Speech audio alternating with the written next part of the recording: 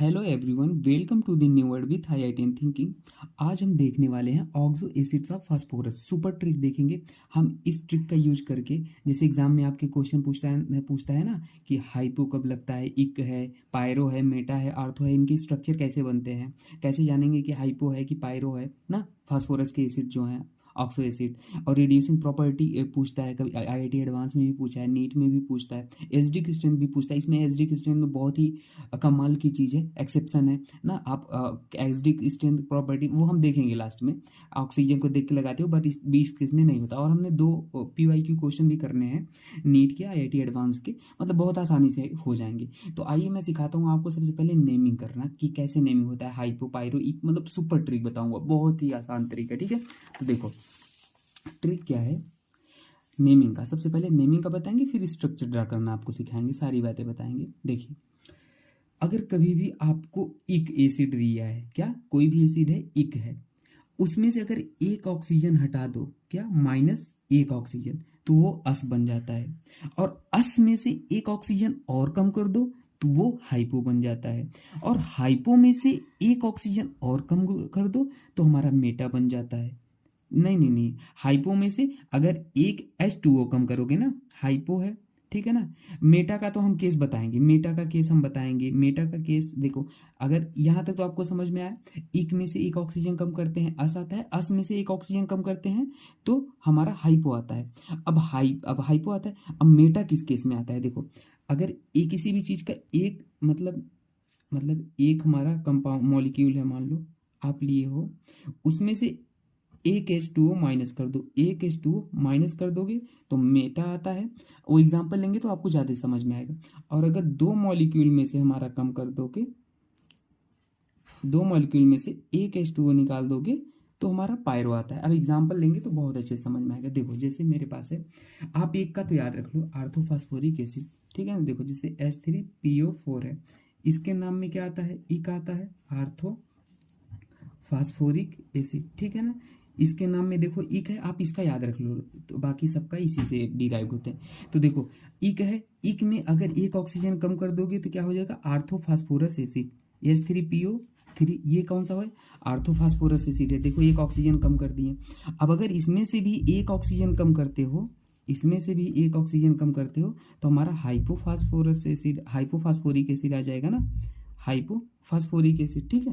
अब देखो, अब ये हाइपोफास्फोरिक एसिड है। अगर मान लो अब आपको मेटाफास्फोरिक एसिड बनाना है, क्या बनाना है आपको, मेटाफास्फोरिक एसिड बनाना है, ठीक है, मेटाफास्फोरिक एसिड। तो आप क्या करोगे, सबसे पहले आर्थोफास्फोरिक एसिड ले लो, क्योंकि फास्फो इक इक नाम से आया है ना, तो इक वाला ले लो, आर्थोफास्फोरिक एसिड ले लिए। अब आर्थोफास्फोरिक एसिड में से क्या करोगे, इसके एक ही मॉलिक्यूल लो, यही मतलब जितना है, इसमें से -1 H2O बाहर कर दो, एक बार H2O को बाहर कर दो तो क्या बचेगा, HPO3। तो ये हमारा मेटाफास्फोरिक एसिड हो गया, ठीक है। अब देखो, जैसे आपको बनाना है पायरोफास्फोरिक एसिड बनाना है, तो आप क्या करोगे, इक वाला एक पायरोफास्फोरिक एसिड बनाना है ना, पायरोफास्फोरिक एसिड बनाना है। तो देखो, पायरो के नाम में भी इक है, तो आप इक वाला ले लो। इक वाला कौन सा, एक ही है, आर्थोफास्फोरिक एसिड, तो इक वाला ले लो आप, इसके 2 मॉलिक्यूल ले लो, 2H3PO4। तो इसे आप कैसे लिख सकते हो, H6P2, 2 का मल्टीप्लाई कर लोगे, O8, ठीक है ना। H3PO4 ये हो गया, 2 मॉलिक्यूल ले लो, इसमें से एक H2O बाहर कर दो तो हमारा पायरोफास्फोरिक एसिड बन जाएगा। तो हमारा क्या हो जाएगा, H4P2 और हमारा O7, ये हमारा पायरोफास्फोरिक एसिड है, ये हमारा पायरोफास्फोरिक एसिड है, ठीक है। ये हमारा बन गया, ठीक है ना। कुछ भी दे दे आपको, आपको जो भी मन हो वो बना सकते हो इस स्ट्रक्चर का यूज करके। मान लो हमें कहा कि हमें बनाना है आर्थोफास्फोरस एसिड, तो ये तो बन ही गया, ये आर्थोफास्फोरिक एसिड है, ये हमारा आर्थोफास्फोरस एसिड है ना। अस मतलब एक इक वाले में से एक ऑक्सीजन कम किए तो अस वाला आ गया, आर्थोफास्फोरस एसिड। ये हाइपोफास्फोरस एसिड है ना। कुछ भी करके आप बना सकते हो, और जो एक्सेप्शन है हम वो भी आपको बता देंगे, ठीक है ना। आपको कैसे क्या करना है, देखो, हाइपोफास्फोरिक एसिड वाला आप याद कर लेना, H4P2O6 होता है, ठीक है ना, ये आप याद कर लेना, बाकी का हम आपको बता दें। ये थोड़ा एक्सेप्शनल केस है, हाइपोफॉस्फोरी H4P2O6 ना। अब स्ट्रक्चर ड्रा करना आपको सिखाते हैं, कैसे स्ट्रक्चर ड्रा करते हैं, ठीक है ना। ये बात तो आपको समझ में आ गई, ठीक है। एक वाला कोई भी अगर नाम है, मान लो क्लोरिक एसिड भी आता है ना, आप क्लोरिक एसिड पढ़े होंगे ना। क्लोरिक एसिड क्या होता है, HClO3 होता है ना। ये क्लोरिक एसिड होता है, क्लोरिक एसिड होता है ना। तो अगर इसमें से एक ऑक्सीजन कम कर दोगे तो क्लोरस हो जाएगा। HCl वही सेम कहानी, क्लोरस एसिड आगे लगा लेना, क्लोरस एसिड, ठीक है। एक ऑक्सीजन ऑक्सीजन एक ऑक्सीजन और कम करोगे तो HClO, ये क्या हो जाएगा, हाइपोक्लोरस एसिड हो जाएगा, हाइपोक्लोरस एसिड, ठीक है ना, क्लोरस एसिड। और ये ध्यान देना, अगर एक ऑक्सीजन ऐड करोगे ना तो उसके नाम में, ऑक्सीजन एक ऐड करोगे कहीं भी तो उसके नाम में पर आ जाता है, क्या आ जाता है, पर आ जाता है, पर। तो अगर मान लो एक HClO4 है तो ये क्या हो जाएगा, पर क्लोरिक एसिड, क्या हो जाएगा, पर क्लोरिक एसिड। क्लोरिक एसिड वाला आप एक बार देख लेना स्ट्रक्चर, मैं आपको कंफर्म करके बता देता हूँ, रुक जाओ, ठीक है। तो ये सही ही है, तो आपको इसमें भी ये ट्रिक अप्लाई कर सकते हो और सल्फर वाले एसिड्स में भी अप्लाई कर सकते हो, बट कहीं कहीं उसमें थोड़ा सा ड्रॉबैक आ जाता है, पर आप लगभग हर जगह अप्लाई कर सकते हो। हम एक्सेप्शन जो होगा सब बताएंगे, ठीक है। तो ये भी हमारा हो गया, क्यों आता है हाइपो, कब आता है मेटा, कब आता है पायरो, ठीक है, ये याद रखना। अब स्ट्रक्चर ड्रा करना आपको सिखाते हैं, आइए। देखो, फास्फोरस का कोई भी एसिड अगर बनाओगे ऑक्सो एसिड, तो स्ट्रक्चर ड्रा कैसे करोगे, स्ट्रक्चर में हमारा ये ग्रुप जरूर प्रेजेंट होगा, P डबल बॉन्ड O और एक सिंगल बॉन्ड OH, ये मस्ट होगा। कोई भी स्ट्रक्चर ये ड्रा करोगे इसमें तो ये हाँ कंपलसरी होगा। और फास्फोरस का हमेशा कितने बॉन्ड बना सकता है ये, फास्फोरस कैन फॉर्म 5 बॉन्ड, तो ये बात याद रख लेना। अब देखो, दो तरह के फास्फोरस के स्ट्रक्चर होते हैं, ठीक है ना, एसिड्स होते हैं ऑक्सो एसिड। एक तो जिसमें एक फास्फोरस हो, देखो इन सब में एक फास्फोरस, और एक तो जिसमें दो फास्फोरस हो ना। अब इनके स्ट्रक्चर कैसे, स्ट्रक्चर में ये हमारा कंपलसरी है। अब ध्यान दो, इनका जो यूनिट होता है ना, इनका जो बेसिक यूनिट होता है HpO2 होता है। अगर हम सीधी बात कहें ना तो ये यही है HpO2 ना, यही। तो इनमें HpO2 होता है। और अगर इनमें हम बात करें ना, इसका स्ट्रक्चर तो हमने बना ही दिया था, P डबल बॉन्ड O और OH, है ना। ये याद रख लेना, इन्हीं से सारे डिराइव्ड हुए। अब देखो, और इसका जो यूनिट होता है ना, इसी के दो मॉलिक्यूल ले लेते हैं, OH ना, और एक बार इसका मिरर इमेज ले लो OH, ठीक है, दो बार ले लो, बस यही होते हैं, आप याद रख लो, ठीक है ना। अब देखो, इनमें दो फास्फोरस आ गए तो आपको दो बार ये लेना है HpO2 यूनिट, ठीक है ना, है HpO2 यूनिट को आपको दो बार लेना है, ठीक है, ये याद रख लो। अब इन्हीं से स्ट्रक्चर आते हैं, कोई भी स्ट्रक्चर आपको ड्रॉ करना है, आप क्या करोगे, मान लो पहला वाला ड्रॉ करके आपको दिखाते हैं। मान लो जैसे H3PO2 है ना, तो आप इसमें से क्या करोगे, सबसे पहले आप याद रख लो, ये पहला तरीका तो है, आप डायरेक्ट बना लो, ये कंपलसरी है, P double bond O OH, ऐसे कर लो, है ना। अब उसके बाद फास्फोरस कितने बॉन्ड बनाता है, 5 बॉन्ड बनाता है। कितने बच रहे हैं, 1 2 3 बनाया है, बच 2 रहे हैं, तो 2 को आप क्या करो, इनसे सेटिस्फाइड करवा दो। देखो कितने हाइड्रोजन थे, एक ही, 3 हाइड्रोजन थे, एक ही बना है तो 2 को हाइड्रोजन, 2 बच रहे थे तो 2 हाइड्रोजन से जोड़ दो, बस ऐसे भी सोच सकते हो। अगर किसी को ऐसे सोचने में दिक्कत आ रही है तो आप क्या करो, इसमें से एक H2O बाहर कर दो। HpO2 सबसे पहले क्या करना है, HpO2 बाहर कर दो। तो देखो बाहर कर दिए तो हमारा क्या बन जाएगा H2, क्योंकि Hp माइनस HpO2 करोगे तो हमारा H2 बन जाएगा। तो अब ये H2 बन गया तो हम समझ गए स्ट्रक्चर में दो हाइड्रोजन हमारे होंगे, ये तो हमारे कंपलसरी था। देखो जैसे ये तो हमारा हर एक स्ट्रक्चर में होगा। अब बाकी हम क्या करेंगे, दो हाइड्रोजन है तो दो हाइड्रोजन को जोड़ देना है, बस यही था। और अगर जस्ट इसका इस केस में क्या करोगे, जैसे H4P2O बनाना है तो वही करना है, इसमें भी H4P2O5, है ना। अब देखो इसमें क्या करोगे, हाँ इसमें क्या बाहर करना है, ये वाला यूनिट बाहर करना है। अगर इसे हम मल्टीप्लाई करके लिखें तो H2P2O4 इतना ये बाहर करना है, तो माइनस करो इसमें H2P2O4, तो हमारा बच क्या जाएगा H2P4, इसमें क्या बन जाएगा हमारा H2O, ये बच जाएगा। अब देखो बस बना लो स्ट्रक्चर, देखो P डबल बॉन्ड OH और P डबल बॉन्ड O, ये तो कंपलसरी है, अगर दो फास्फोरस है तो कंपलसरी है। अब देखो H2O है तो आप दोनों को बराबर भागों में बांटना है। तो देखो आप क्या करो, एक ऑक्सीजन है तो दोनों को ऐसे बना, इसका भी काम बन रहा है ऑक्सीजन, इसका भी बॉन्ड बन रहा है। अब दो हाइड्रोजन है तो एक हाइड्रोजन इसे दे दो, एक हाइड्रोजन इस फास्फोरस को। देखो फास्फोरस 5 बॉन्ड भी बन गया, 1 2 3 4 5, इसका भी 5 बॉन्ड बन गया, सारा काम कंप्लीट हो गया, है ना। तो बस ऐसे बांटना है, ठीक है ना।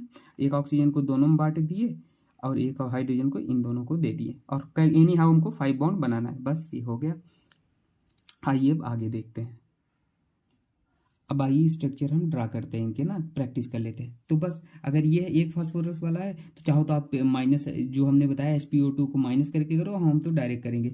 आप ये तो कंपलसरी होता है स्ट्रक्चर में, ये हमने बना लिया। अब जो जो बच रहे हैं उसको आप सेटिस्फाइड करा दो। देखो हमारे 2 ऑक्सीजन पूरे हो गए, 1 2 हाइड्रोजन, 1 2 हाइड्रोजन बच रहा है, 2 को लगा दो। फास्फोरस को 5 बॉन्ड बनाता है, 5 करना है इन्हीं में से, इन्हीं का यूज करके। तो बस हो गए हमारे 5, 1 2, ठीक है ना।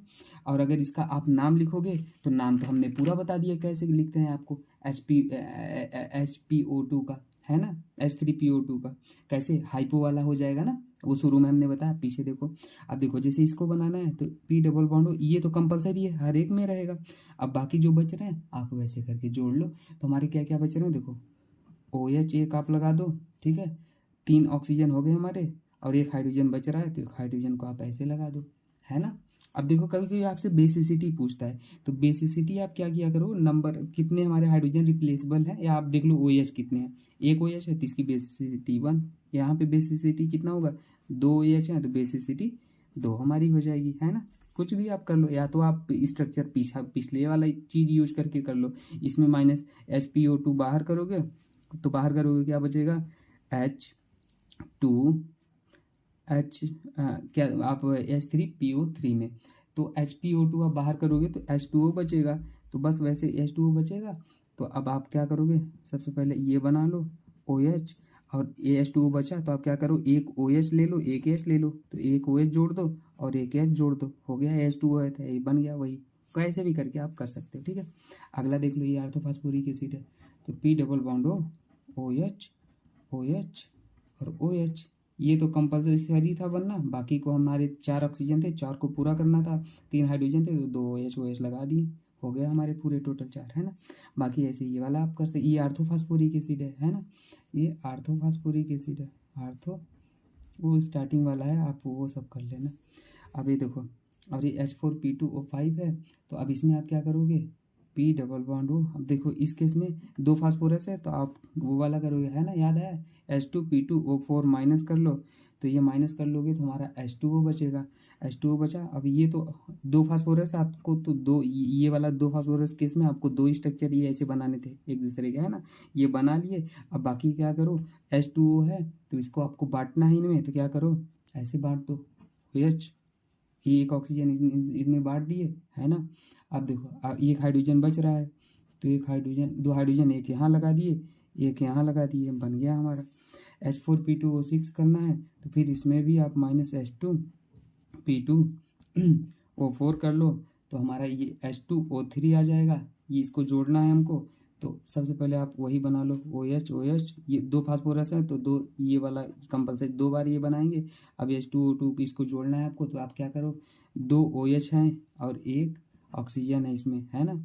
2 हाइड्रोजन को 2 ऑक्सीजन के साथ जोड़ दिए, 1 ऑक्सीजन बचा ऐसे लिख दिए, तो 2 OH को तो बराबर बराबर बांट देते, 1 ऑक्सीजन बचा, 1 ऑक्सीजन को ऐसे लगा देंगे, है ना। कुछ भी करके आप सारे बना सकते हो, है ना। अब याद रख लेना, ये हाइपोफॉस्फोरिक एसिड है, इसमें फास्फोरस का ऑक्सीडेशन स्टेट याद रख लेना, ऑक्सीडेशन स्टेट +4 आता है, ये एग्जाम में JEE मेंस में पूछा गया था ना, तो याद रख लेना। उसका स्ट्रक्चर भी थोड़ा सा, नाम भी स्ट्रक्चर भी वो है, तो ये एक्सेप्शन केस में आता है, तो इसे याद रख लेना, ठीक है। ये +4 आ गया, ठीक है। अब H4P2O7 का है, तो आप इसका भी कर ही सकते हो, ये आप करो कैसे करोगे, है ना। अब आइए हम आगे थोड़ा सा आपको बता देते हैं। देखो कभी भी आपको एसिडिक स्ट्रेंथ के बारे में पूछे ना, एसिडिक स्ट्रेंथ के बारे में, तो आप क्या करोगे, हमेशा याद रख लेना, आप क्या करते हो, ऑक्सीडेशन स्टेट जितना जाता है तो वो होता है, एसिडिक स्ट्रेंथ उतना अधिक कर देते हो, लेकिन ये गलत हो जाएगा इस केस में। इस केस में आप देखोगे कितने हाइड्रोजन है, देखो इसमें 2 हाइड्रोजन, इसमें 1 हाइड्रोजन, इसमें एक भी नहीं, डायरेक्ट फास्फोरस से डायरेक्ट हाइड्रोजन, ठीक है ना, ये वो एज वाला नहीं। तो आप देखो इसकी एसिडिक ऑर्डर ये हो जाएगी, बहुत इंपॉर्टेंट क्वेश्चन, याद रख लेना, ठीक है। और स्ट्रॉन्ग रिड्यूसिंग प्रॉपर्टी कौन शो करेगा, तो देख लो किसमें नंबर ऑफ ज़्यादा हाइड्रोजन होंगे वही स्ट्रॉन्ग रिड्यूसिंग प्रॉपर्टी शो करेगा। तो 1 2, इसमें 2 हाइड्रोजन है, देखो बाकी किसी में हाइड्रोजन, इसमें 1 हाइड्रोजन है, इसमें तो हाइड्रोजन ही नहीं है, इसमें फास्फोरस से डायरेक्ट लिंकेज होना चाहिए, तो ये स्ट्रॉन्ग रिड्यूसिंग प्रॉपर्टी शो करेगा। आप इन सब चीज़ों को याद रखना, ठीक है। और ध्यान देना, ये वाला क्वेश्चन जो किया था इसमें 2 ही ऑक्सीजन आएगा ना, अगर इसमें H2P2O4 माइनस करोगे तो 2 निकल गया है, तो ये H2P2 और P2 निकल गया और 4 OH ऑक्सीजन निकलेगा, 2 ही बचेगा ना, तो 2 OH आ जाएगा, 2 OH आ जाएगा, है ना। तो 2 OH आ जाएगा। तो स्ट्रक्चर एक बार फिर से ड्रा कर लेते हैं। तो देखो 2 बार हमारा, ये तो हमारा कंपलसरी है, 2 फास्फोरस है, तो 2 OH है, तो दोनों को आप बांट दो, है ना। दोनों को आप बांटोगे तो H2O2 है ना। तो आप क्या करोगे, देखो यहाँ पे हम लगा देंगे OH, यहाँ पर हम लगा देंगे OH, और बाकी एक बॉन्ड की कमी हो रही तो एक को आप ऐसे लिंक कर दो, तो 5 फास्फोरस, इसके भी 5 हो गए, इसके भी 5 हो गए, है ना, ये याद रख लेना। और H4P2O7 के केस में इसमें आ जाएगा हमारा H2O3, तो इसमें 2 OH है और एक हमारा ऑक्सीजन है। तो सबसे पहले तो आप वही करोगे, ड्रॉ करोगे OH OH और OH OH। अब 2 एक एक OH को बराबर बांट दो, एक ऑक्सीजन है तो इसमें लगा दो, तो H4P2O7 का हो जाएगा। ठीक है, अब हम आपको जेईई एडवांस का क्वेश्चन करा देते हैं। देखो ये हमारा नीट 2019 में पूछा गया था, तो इसमें पूछा था स्ट्रॉन्गेस्ट रिड्यूसिंग प्रॉपर्टी, तो शायद क्वेश्चन हमने कर ही लिया। स्ट्रॉन्गेस्ट रिड्यूसिंग प्रॉपर्टी देखो, स्ट्रक्चर हमने आप ड्रा कर लिए हैं सबके, है ना। तो हमने क्या बोला, जिसमें जितना ज़्यादा हाइड्रोजन होंगे वो उतने ज़्यादा स्ट्रॉन्ग रिड्यूसिंग प्रॉपर्टी शो करेगा, रिप्लेसेबल हाइड्रोजन बोलते हैं, ठीक है ना। आप ऐसे भी सोच सकते हो, बाकी हम तो यही कहेंगे, ये फास्फोरस से डायरेक्ट देख लो, ठीक है। और आईआईटी एडवांस का इसमें पूछा था ऑक्सीडेशन स्टेट ऑफ फास्फोरस, तो ऑक्सीडेशन स्टेट ऑफ फास्फोरस पूछा था। तो आप फास्फोरस के ऑक्सीडेशन स्टेट तो बहुत ईजिली निकालोगे, और बेसिसिटी भी निकालोगे। तो कैसे निकालोगे हम आपको बताते हैं। देखो सिंपल है, ऑक्सीडेशन स्टेट इसमें निकालोगे तो 3x 6 बराबर 0, तो x बराबर +3 आ जाएगा ना। ये कौन सा है, आर्थोफास्फोरस एसिड है, ये आर्थोफास्फोरस एसिड है। स्टार्टिंग में हमने बताया था फास्फोरस एसिड। अच्छा, आर्थोफास्फोरस एसिड को फॉस्फेनिक भी बोलते हैं, याद रख लेना, फॉस्फेनिक भी बोलते हैं। ये भी नाम में दे देगा तो कंफ्यूज नहीं होना ना। आर्थोफास्फोरस एसिड को फॉस्फेनिक एसिड भी बोलते हैं। इसमें ऑक्सीडेशन स्टेट निकालोगे तो ऐसे ही +1 आ जाएगा। अच्छा ये देखो, ये हाइपोफास्फोरस एसिड है, तो इसको ये तो हमारा सॉरी ये हमारा फास्फोनिक है, ये हमारा फास्फोनिक है, और ये हमारा फॉस्फेनिक IO में डिफरेंस है, ये ध्यान देना, ठीक है ना। ये फास्फोनिक है, ये फास्फेनिक है ना, इसको इस नाम से भी जानते हैं। हाइपोफास्फोरस एसिड को फास्फेनिक बोलते हैं, आर्थोफास्फोरस एसिड को फास्फोनिक बोलते हैं। और इसका ऑक्सीडेशन स्टेट निकालोगे ऐसे ही +5। इक वाले अगर आ जाए तो उसमें +5 होता है ना, इसको छोड़ के। इसको हाइपोफास्फोरिक एसिड है, इक आया है, फिर भी इसका ऑक्सीडेशन स्टेट इसमें फास्फोरस का 4 आता है, एक्सेप्शन है, आपको याद रख लेना, ठीक है ना, ये याद रख लेना ना। बाकी आप कुछ भी स्ट्रक्चर ड्रा करके आप बता सकते हो ना। तो ये जेईई एडवांस का क्वेश्चन था, आपने निकाल लिया, ठीक है ना। बाकी आपको जो डाउट हो आप कमेंट सेक्शन में लिख सकते हो। और कभी भी एग्जाम में आपसे कोई भी क्वेश्चन पूछता है कि कितने POH बॉन्ड हैं, कितने POP लिंकेज है या नहीं है, कुछ भी पूछ लेगा तो आप सारे क्वेश्चन आप बता सकते हो, ठीक है ना। ये हमारा हो गया आर्थो एसिड के फास्फोरस के बारे में। हमने सल्फर एसिड के ऑक्सो एसिड से सल्फर भी अपलोड कर दिया वीडियो, वो भी आप देख सकते हो। और हमने क्लोरिक एसिड का भी वीडियो अलग से अपलोड किया है, वो भी आप देख सकते हो, ठीक है। Okay dear, thank you. अच्छा एक चीज़ रह रही थी, आपके एग्ज़ाम में ऐसे भी क्वेश्चन पूछते हैं कि ये बताइए मोनोप्रोटिक है कि डाइप्रोटिक है ना। तो ये आप याद रख लेना, एक हाइड्रोजन यहाँ पे OH रिप्लेसेबल है, तो ये मोनोप्रोटिक है, ठीक है ना, मोनोप्रोटिक एसिड होगा। तो कभी कभी आपसे ये भी पूछता है, ये पूछा ही है नीट में, IPMT 2012 में पूछा है, ठीक है ना, कि मोनोप्रोटिक है डाइप्रोटिक है। तो वो एक ऑक्सीजन से एक H लगाया तो ये मोनोप्रोटिक है, ठीक है ना, याद रखना इसे। Okay, thank you.